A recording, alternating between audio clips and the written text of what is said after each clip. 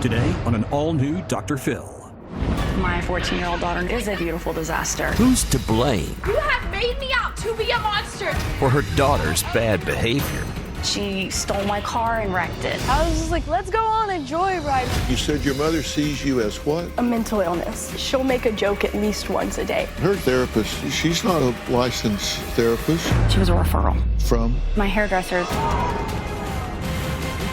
Let's do it. Have a good show, everybody. Here we go. This is a safe place to talk about hard things. Stand by. We'll count you down. Today's going to be a changing day in your life. 5, 4. I am not giving up on you.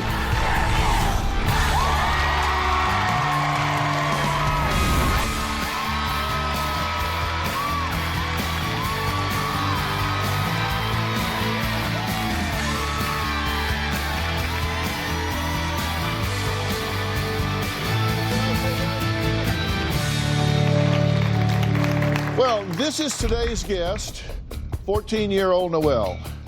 But don't let this sweet smile fool you. As soon as I speak up or do something about a criminal, you choked me. Take that to court. Don't open that closet.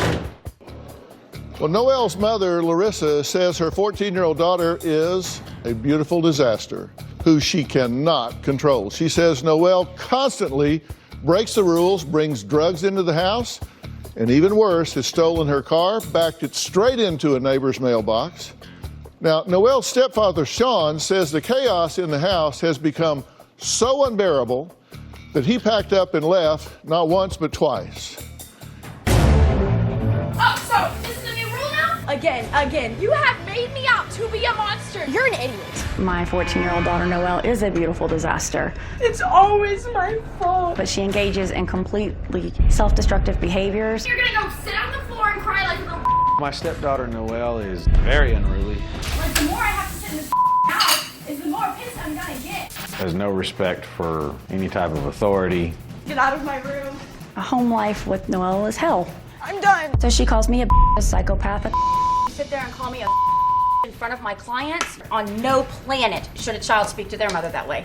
When Noelle's upset, she loses focus of everything. We're gonna take a break right now. She can be flailing hands everywhere and scream, run around. And everyone wants to antagonize me, but as soon as I speak up or do something about it, I'm a criminal. I've categorized Noelle's behavior into 3 different categories. The angry monster, Pictures of me. Oh, no. As if you do it to me the last time you ever see me. the sad teddy bear. I know it's not my fault, but like, it hurts so much whenever she makes it out to me. Then you got the jokester, trickster. I made out to be the person. Things really unraveled about 3 years ago. She started sleepwalking in the middle of the night. She got in my car one day and started banging her head, saying that the voice was telling her to hurt herself. I took her to a therapist and they told me that I had to put her into a mental facility. After that, the patterns of behavior have just gotten worse and worse. It's not an all-week thing, it's a daily thing. She took alcohol to school in her coffee. She got caught with Xanax in the bathroom. Stepping out onto the roof and smoking pot. There was marijuana in here. It's weed. It's weed. Genius. She posted a video of her friend taking her clothes off online. She stole my car and wrecked it. We took her car and we hit a mailbox. It was the middle of the night. I was just like, let's go on a joyride. What was I thinking? She got in the passenger side because the videos all show her friend driving, but they were all drinking. And they backed it into a brick mailbox. Noelle has been in and out of different facilities. 4 or 5 different therapists. She's changed schools 4 or 5 times. We've gone through 2 or 3 different psychiatrists. Disciplining Noelle doesn't work. She has no remorse, no empathy for anything. The only thing that she even cares about is the phone. My biggest fear is that this is never gonna end. I'm scared for her.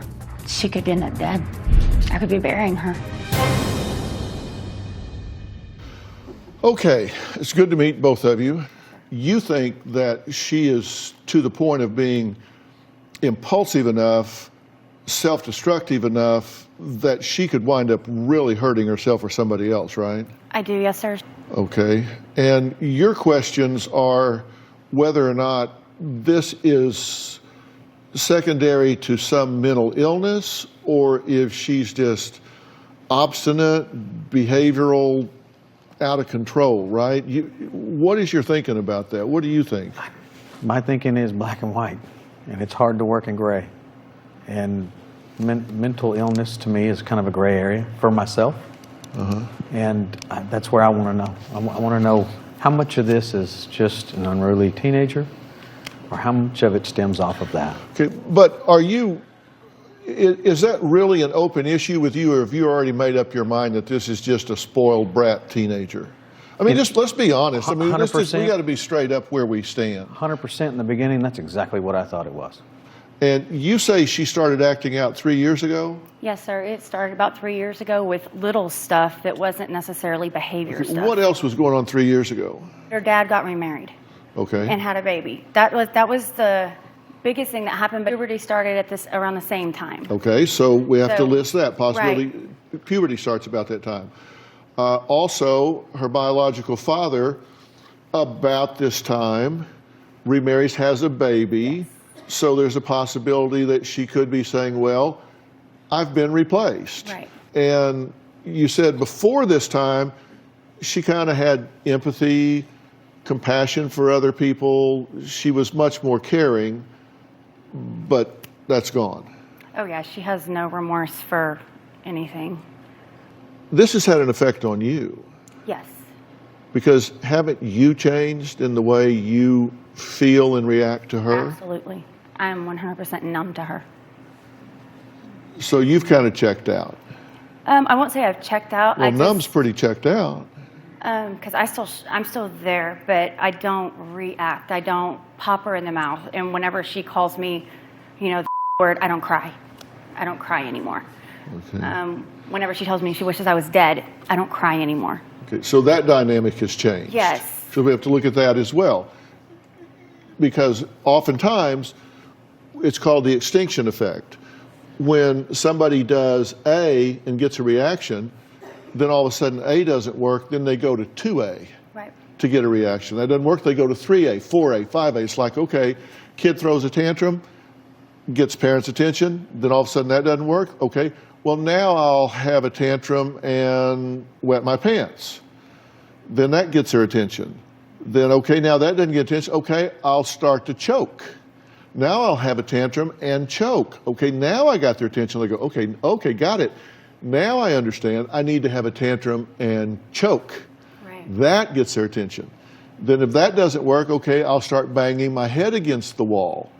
Now I understand. Now I have to have a tantrum, wet my pants, choke, and bang my head against. They just keep raising the price of poker till they get your attention. Right. You've stopped reacting. Yes. And she's continued to raise the price of poker on her game. So she does this with her price of poker. Right. Yeah, she's not continuing escalating, but she's up Yeah, and down. but the lows get higher and the highs get higher. Noelle says that she is not the problem. She says she is sick of her mother ignoring her and shipping her off to mental hospitals. Well, let's hear what she has to say after the break.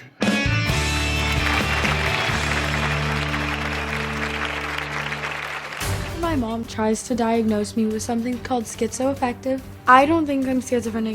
You think I'm reckless, you think I'm manipulative. You literally do not have a positive thought on me. This is Noelle's bad girl box that we found cocaine in. Yeah, I'm 14. And later, I don't know who my dad is, nor do I want to. I have not been there, but I'm here now, and I'll be here for the rest of your life. He's saying it, but does he mean it? All of this chaos has had an extreme effect on our marriage. We don't have to deal with the rest of the problems in the house. In the last year, Sean and I have separated 3 times. You just want to be like, sorry that you feel that way. I bottle stuff up. Last September, that bottle popped and I left. He didn't really give a reason why. When I separated from Larissa, one of the girl's friends' mother was having marital issues too, so we started talking. Larissa viewed that as cheating. I forgive him. His thing is, once you forgive, you never talk about it again. It's hard to know that my mom thinks that I'm destroying her marriage. now Noelle says she is not the problem in this family, that it in fact is her mother. My mom tries to make me out to be like the only problem in the family. Because you think I'm reckless, you think I'm manipulative. You literally do not have a positive thought on me. Whenever she describes why our family is like so toxic and everything, it's always, my daughter is a horrible teenage girl. I've done drugs, psychedelics, smoked my fair share of pot, used to dabble with like opiates. So this is Noelle's bad girl box that we found cocaine in. Yeah, I'm 14. The real problem is the family dynamic. We're all calling each other names. You coming out and saying that I'm a manipulative little bitch is I never said that. But that's what you're trying to infer. I don't think I'm the biggest problem in the family, but I'm the only one who's getting blamed for it. Sean, my stepdad, didn't have no relationship at all. He has a military background, and so he's really like, beat the out of all your kids and maybe they'll be better. When I've smacked her right in the mouth. I kept screaming at him to get out of my face, and he kept slapping me. My mom likes to threaten me with mental hospitals because she knows that I had such a negative experience in them. I had one therapist tell us that by looking at her EEG, she should be in an institution for the rest of her life. My mom tries to diagnose me with something called schizoaffective. I don't think I'm schizophrenic. I don't really drink or party anymore. The only thing I really do on occasion is smoke pot. I like music, I like art, I like meditation. My stones, my crystals, they make me happy. The only time me and my mom ever hang out is if we're on my way to a psychiatrist appointment. My mom sees me as a mental illness. She doesn't see me as a daughter that she wants to love. Okay, good to meet you. Nice to meet you too. I didn't understand exactly what you said at the end there. You said your mother sees you as what? A mental illness. Oh, as a mental illness. What do you think? Do you think you have a problem? I'm not going to say that I'm like 100% normal, but I don't think that it's okay to be so quick to diagnose me whenever there are other problems in the home. I totally, 100% think this is a family dynamic problem. Y'all have to agree with that, right? Oh, Absolutely. I mean, it may not feel like that to her because she's the one that gets pointed at, so it makes you feel like you're the issue. I'm so happy someone understands that. Yeah. I want to take a close look at a few what I call outbursts, and then I want you to talk to me about that. Let's take a look at these. I ask you nicely not to do one thing, not to do one thing, not to do one thing, and you do the one thing that you know will piss me off. You manipulating the truth is not going to help. You Okay, knew now he I'm wasn't supposed to manipulative. be in there. Now I'm manipulative. Cool. So since we're I'm here, gonna need a break. We're gonna take a break right now because now I'm manipulative and now I'm the bad person again. You have not started school all week for your privileges. It's not an all week thing, it's a daily thing. No, and you can't say that it's not. it's not. It is. Oh, so this is a new rule now? Because it was never articulated to me, so therefore you cannot. Mom can't stick to agreements, and I'm getting really pissed off about it because I want to do one thing. Okay, what are you feeling when you're going through that? It's like restlessness almost. It's like a mix of like anxiety, but like I'm just so mad that I just like, it's almost restlessness, yeah. Okay, and what's the worst thing you've called either of your parents? I've called my mom a I've called my mom a bitch. And I know that that's bad, but in the moment she's calling me crazy or she's calling me psycho. And I just, in that moment, I want to say something to her that makes her feel as bad as I do when she calls me crazy. Do you call her names? I don't call her names. She'll make a joke at least once a day about me being crazy or me having a mental illness. Like, it's all funny to her. How do you do, what is she referring to? I can't even think of a mentally ill joke. Do I tell people? Yes, when she walks in my place of employment and she's telling them my mom isn't, I'm like, I'm sorry, she's got an illness. You say you call your therapist, and what kind of therapist is this that you're talking to? I don't really know what kind of therapist she is. And you found this person? Her psychiatrist said we needed to try DBT, which is dialectical behavior therapist, and that's what she is. She's not a licensed therapist. Where did you find this person? She was a referral. From? It was my hairdresser, and they've used her for years. All right, coming up, Noelle's father, Jared, says he does love his daughter dearly, but he really hasn't seen her since May. Noelle told producers her father can just burn in hell as far as she's concerned. Well, we'll meet him after the break.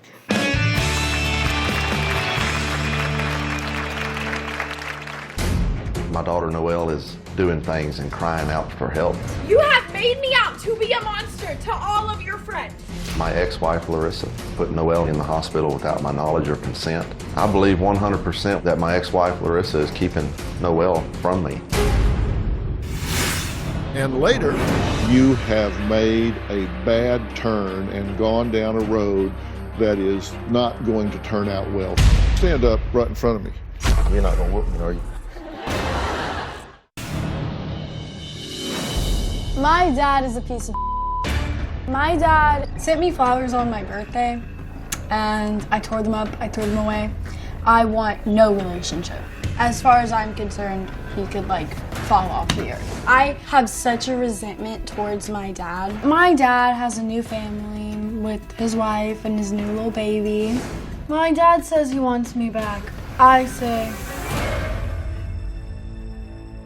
Well, Larissa wrote to me 3 times asking for my help because she says her 14-year-old is ruining her life. She says she is exhausted from doing everything all on her own because her ex-husband Jared is in complete denial that there is something wrong with their daughter. So take a look.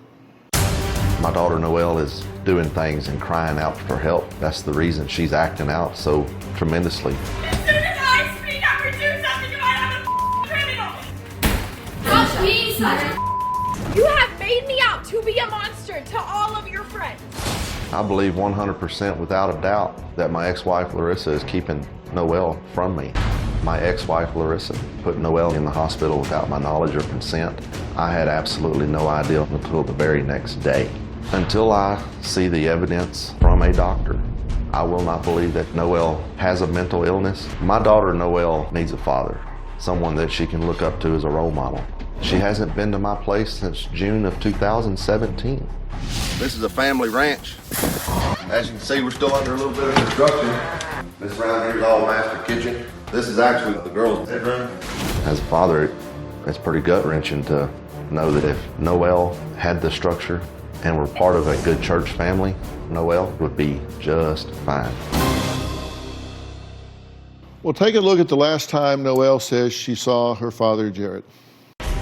Things came to a boiling point with Noelle at my grandmother's house. He started the entire altercation. She just kept ignoring me and kept looking down at her phone. Finally, I had enough. He was screaming a lot. I pulled that phone from her. When I did, it was like stirring up a hornet's nest. Grabbing me by my arm. She stood up and started cussing me. I was so furious that I just pushed her down on the bed. And He put his knees on my arms. You choked me, your knees were over me. He grabbed my head and did this. I put my hand over her mouth and I said, "You will not talk to me that way." Pictures with me. Oh, no. As if you do it to me the last time you ever see me. Then he choked me. His middle finger was right here. And she was just kicking, and in the video, Noelle said, You choked me. Take that to the court. I was not choking her. I was holding my hand over her mouth. I would like an apology, but at the same time, I want to spit in his face. Okay, now he's here, and I want to talk to him, and my plan is to put your mother over here and put him over here. Are you okay with him coming out? It's fine. Okay, let's bring him out.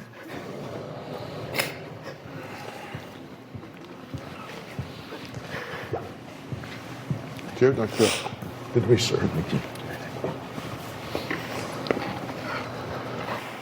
You have not seen your daughter for 7 months, right? Yes, sir. Why is that?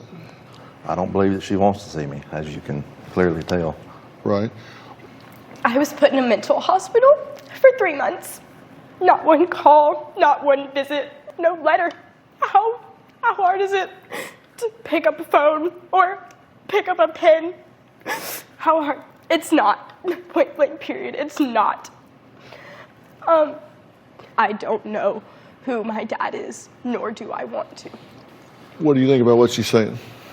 I have not been there. I know I wasn't there. But I'm here now. And I'll be here for the rest of your life. You can't change that, They're dear. clapping like he hasn't said that at least a dozen times before. Like, they're clapping like that's some kind of huge breakthrough, like he hasn't said that before. Like, he hasn't tried to make these huge things. Like, he's saying it, but does he mean it? That's what I mean. Like, he's saying it, but does he actually mean it? Because, you never know with him. Well, you wrote a letter to him at one point, right? Mm-hmm.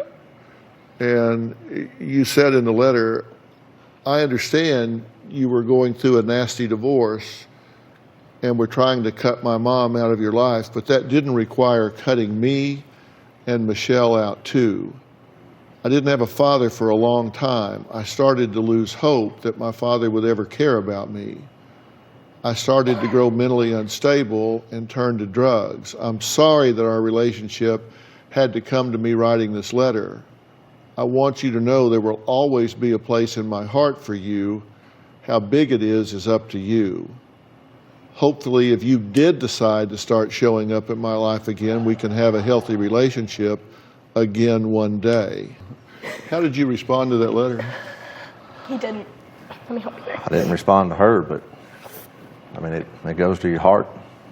He actually Pretty said deep. he actually texted me and accused me of writing the letter. He didn't believe that she had written The way it was structured, it seemed to me that an adult read it or... Dare she be intelligent?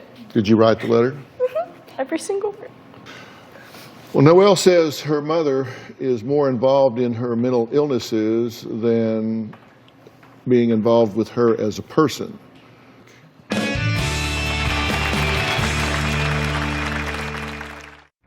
Closed captioning provided by...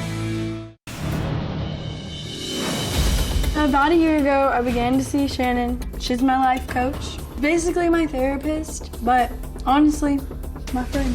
I can confide in her without her judging me. I just don't see Shannon as a help. I see her more of a best friend that can help calm Noelle down. She can talk her down off of a cliff, but it's not solving long-term things. I can trust Shannon. Because honestly, I can't trust my mom. I can't trust Sean. You've had some mental health placements in hospitals.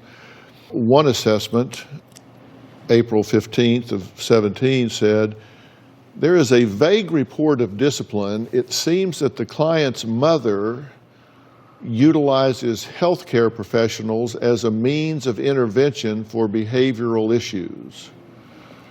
You read that, right? I did. What do you think they're talking about there? Well, so I only put her in one, and then her therapist referred her to the other one after the stealing of the car.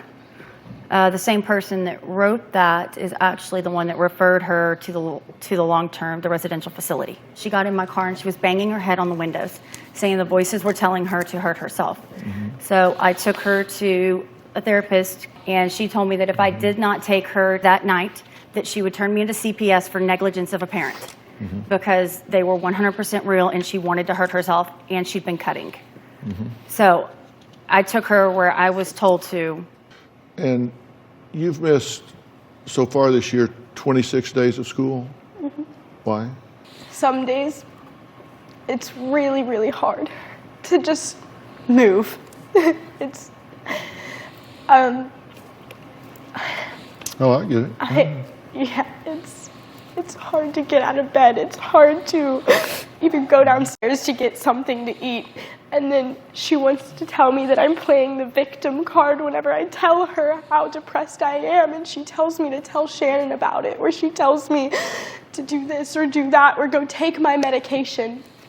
But really, if I'm having a panic attack or if I'm telling you how sad I am or how I actually feel, try a hug. It's mental illness, mental illness, mental illness. It's not like my daughter feels horrible about herself. Let me hug her. It's take your medicine. It's, do you need to go to a hospital? Do you need it's mental illness before it's me. And you understand that you can be a little prickly. Yes. Yeah. Yes, I understand that. It's kind of like hugging a porcupine sometimes. Yeah. Yeah. She tells me to get off of her all the time. Don't touch me. Get away from me. If she sends me into a panic attack, then I obviously do not want her to hug me. Right. That's what I mean. You got to pick your times. Yeah. And you got to decide if you want to be right or you want to be happy here. And I have some real clarity that's really shaping up here, which is good news, by the way. Thank goodness. Really good news here. Larissa says not only is Noelle wreaking havoc in the home, she's also steering her younger sister down a dangerous path. We're going to talk about that after the break.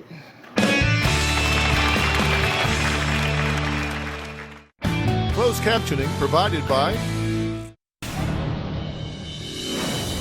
I definitely think that Noelle's a bad influence on our little sister, Michelle. The ugly words and the mouthiness. The disrespect, because she sees her sister get away with it. So why shouldn't I get away with it? Because Noelle knew that we searched her room, she was keeping her drugs in her sister's closet. I have found weed. She's searching you. You've been around with a high, haven't you? Yes. Yes. That's what I'm worried about. To have a driver's license in a couple years and killing your sister. You think that I would put my little sister's life in, like, danger? Noelle's younger sister, Michelle, seems to agree that Noelle isn't really the core problem here. Let's hear from her. She's left with nobody. She doesn't have a father at the moment. And I'm sorry, Sean, because I know you can hear this right now. No offense, obviously, but you are not much of a father figure. At school, the people there are being so rude to her, and I know because I am the shoulder she cries on, when that really should be her parents, but she doesn't have that. Joining me is Dr. Charles Sophie. He is on the Dr. Phil Advisory Board. He is board certified in 3 clinical specialties: adult psychiatry, child and adolescent psychiatry, and family practice. He's also the medical director for Department of Child and Family Services here in Los Angeles, which is the largest agency of its kind in the country. So thank you for joining us. I appreciate that. Would you agree that from biological dad, stepdad, mom, daughter, sister, that this is a toxic family dynamic? Oh, absolutely. I mean, we've put her in a position where you guys should be lucky she doesn't want to give up on you. She's begging you to love her. Why can't you just love her? Don't you feel that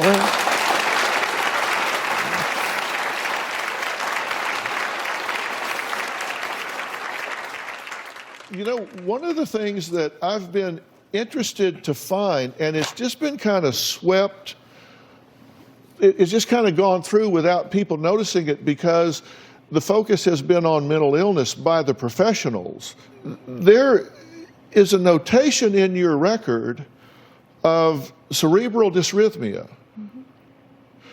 Now, cerebral dysrhythmia is a neurological condition that has to do with explosive emotions, explosive rage, low threshold for frustration and irritability, and poor impulse control. This is a subconvulsive disorder. It has nothing to do with psychology or psychiatry. It's a neurological condition that is very treatable. I don't need a label. I don't need anything but to help make my daughter happy. She is unhappy. She wants a hug. That's the big start of it. Well, here, let me hug her and see if she doesn't hit me. Okay. So what do you do with this information? I'm going to give you my plan right after the break.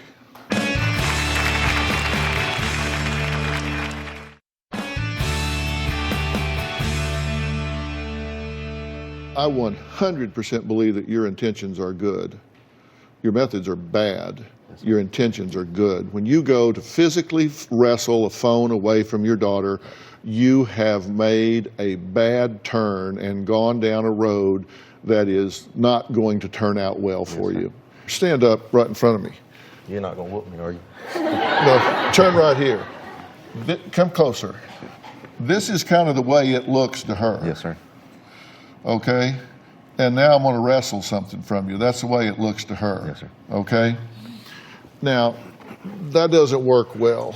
And I know that because I'm a big guy, so you have to be careful that you don't impose. And to go physical with a 14-year-old girl for any reason, not a good decision. So you got to go at this differently. You ask, which is it? Is she mentally ill or just misbehaving? I really don't think that mental illness is a big issue here. Frankly, I really don't. I think what we're dealing with are stress reactions, which make her acutely respond in a way that might mimic a disorder at times. And I think a big frustration here is that we have had neurological disorders that have expressed themselves psychologically. This is very treatable. And then we have to start a new family dynamic, and that means you're going to need to get a coach, a family therapist that comes in and works on the family without everybody pointing their finger at her, because she is not the problem, she is a symptom of the problem. I will volunteer to bring a hand-picked family therapist in here that will work with everyone involved here.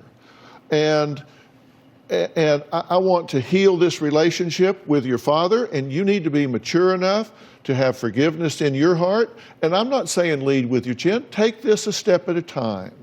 And actually, Dr. Sophie has agreed to do the initial work with you to get this neurological work underway. It's all non-invasive. No needles, no injection, no dyes, no nothing. Everything from the outside. Yeah. Okay? And we'll get this working. And you're going to see this look a whole lot better in a relatively short period of time. Fair enough? Yes, sir. Thank you. Okay. All right. All right. Fair enough. All right. Coming up, you're about to learn some things about me that will be a first. I took a DNA test, and they're going to reveal the results to me live. So stick around. You don't want to miss this next. Closed captioning provided by... Well, I'm about to do something I have never done on my show. I'm going to reveal my true self, who I really am. In order to do that, I would like you to meet Yvette Corporan. Now, she is a consultant with a company called MyHeritage. And I've been wanting to do this. I've really been wanting to do this. So I recently used their DNA kit, and I swabbed my cheek, and they started digging into my family heritage. So welcome. I'm really glad that you're here. Now, before you reveal my lineage, Yvette, what exactly did MyHeritage do with my DNA? What do you do with the swab? MyHeritage DNA is very simple. Take it home DNA test. You take a little swab, you swab your cheek for about 30 seconds, and then you send that off in the mail. It goes to the lab. After a few weeks, you get your results, and you will receive your ethnic breakdown as well as a list of people who share your DNA. Now, because MyHeritage is such a global company, it can actually give you a list of relatives who share your DNA around the world. Oh, God. You can find some incredible things. Trust me, it's all good. We found some really fascinating stuff that we're actually going to reveal for you right here today. Well, I suppose it's time to break it down for me, I think. Are you ready? I don't know. Yeah, so, all right, let me have it. All right, so Dr. Phil, we found that you have 3 distinct ethnicities in 6 different countries. Really? Yes. So, so I'm a mutt. Well, we're all a bit of a mutt, aren't we? All right, so 3 distinct ethnicities. And I believe we have a map. Dr. Phil, you are 64.3% Irish, Scottish, and Welsh. Oh, okay. Well, I knew I was Irish. I knew I had Irish background. So Irish, Scottish, and Welsh. Okay. All right. What else? Okay. So Dr. Phil, you are 28.4% English as well. Oh. No, so somebody swam the channel is what you're telling me. It's pretty All cool. right. You can actually see where in the world all your family is from. And then we have one last bit for you as well. You are also Iberian, which is Spain and Portugal. And that percentage is 7.3% Spain and Portugal. Portuguese, huh? Are you surprised by that? Oh, hell yes. Yeah, I really am, because I just thought I was Irish. Right. No, there's a little bit more. It goes back several generations. Now, what's really fascinating, too, is that you get your genetic makeup, but also, Dr. Phil, through your DNA, they were able to match you to over 20,000 people across the world in 64 different countries. So you have lots of cousins who are waiting to meet you. 20,000 people that share people now, who what does share that your mean? DNA. And you can use this MyHeritage tool to go back and search not only generations, but there are millions of family trees and also billions, and I said billions with a B, of historical records to really fill in your family history, which is what we've done for you today. Okay, so did you find anybody I don't know about? Well, actually, I believe so. We found, actually, there's a really cool photo that I want to show you right now. And we have a photo of your great-great-grandfather on your father's side. His name is Pascal Rice. Isn't that an amazing photo? Seriously? Now, wait a minute. This is my That is your great-great-grandfather on your father's side. Now, he was born in 1826, and he actually fought in the Mexican War. Isn't that amazing? Really? I believe he was a private in the Mexican War. Well, he looks a little like me, I guess. See that? But his name is Rice. We will find out how the McGraw name came in, because Pascal had a daughter, and her name was Mary Esther. Mary Esther married a gentleman from Ireland. Remember, we have this Irish DNA, the Irish roots. Married a man from Ireland, and his name was John McGraw. Right. They had a son, and his name was Joseph McGraw, and that is your grandfather, Joseph McGraw. Right. And my dad's name was Joe McGraw, and his father's name was Joe McGraw. Excellent. We also have a census document to show you of your grandfather. That is from the 1910 census. And your grandfather said that he was a wagon driver in a feed store in the 1910 census. Isn't that amazing? Seriously? Yep. He was a wagon driver? He was a wagon driver in a feed store, yes. But we actually have more for you. We have a really cool family photo that we want to share with you. And these are the triplets in your family, Lois, Joyce, and Royce McGraw. That is an old high school yearbook photo that we dug up of them. Where do they come up with these names? Isn't that Lois, Joyce, amazing? and Royce. I mean, those are some triplet names, don't you think? Lois, Joyce, and Royce McGraw. Yeah. Amazing. Now, Royce does start to look like me now. See? Yeah. Lois, Joyce, and Royce. Right. So, yeah, see, we had triplets, and then my son Jay married a triplet. And my wife Robin is a twin, so when Jay had a baby, we thought it was going to be a litter. Because we had triplets and twins all over our family trees. In fact, we learned a lot about your family tree, and we also learned that you have a very impressive family tree, because we found out that you are the 11th cousin 3 times removed of President George H.W. Bush. Really? Yes. That is an impressive family tree. Pretty amazing. Pretty amazing. Well, what do you think of me now? Oh, wow. Well, we're not done, because I have a final parting gift for you from your friends at MyHeritage, Dr. Phil. That is your grandfather, Joseph McGraw's World War I draft registration document. Oh, wow. Isn't that amazing? And in this document, you can see it says that he had gray eyes and brown hair, and that he was of medium height and he was of stout build. Oh, wow. Look at that. Pretty cool, isn't it? Yeah, let now me that's show a piece that. of your family legacy. Yeah.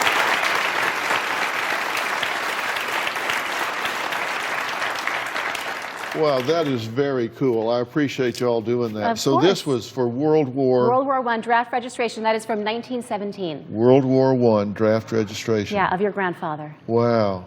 I didn't know a whole lot about my family going back, so You do now. I certainly do now. That is amazing. Yeah. I really think everybody should learn about their heritage and where their family originated, because it's part of what makes you, you. And if you want to learn more about where you come from, just do what I did and go to myheritagedna.com and order your kit, register, and swab, and you can learn all about your family. And just for my viewers, if you type in the code Dr. Phil, then you receive free shipping. And for everybody in the audience, MyHeritage has a holiday gift for you. You're all going home with a MyHeritage DNA kit. Okay? When I say this is a gift from MyHeritage, It really is a gift, because I tell you, when you learn this stuff like I did today, really cool to hear this stuff. So I want to thank all of my guests today, and a special thanks to Yvette Corcoran and My Heritage DNA, also to Dr. Charles Sophie. We'll see you next time.